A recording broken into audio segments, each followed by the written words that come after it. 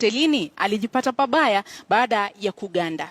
Fred Muturi alipiga picha hizo na anatupa taswira kamili.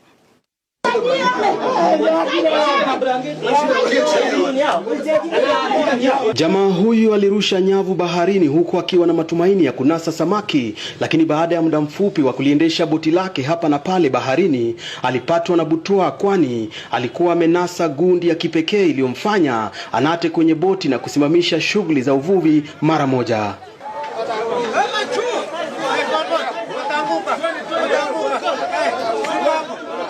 Na baada ya hali kuwa ngumu, walitafuta mbinu za usaidizi. Ilikuwa ni pamoja na kupiga mayowe. Majirani wakaja kuwafaa kwa dhiki.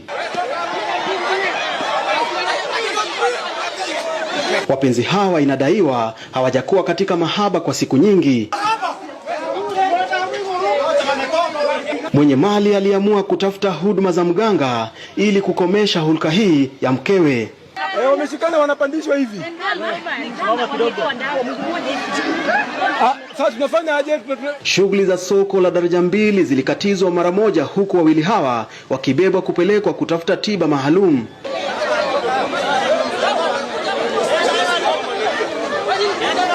Ilikuwa ni safari ndefu barabarani, na msamaria mwema aliweza kujitokeza na kuwabeba wawili hawa, huku kisa hiki kikiwa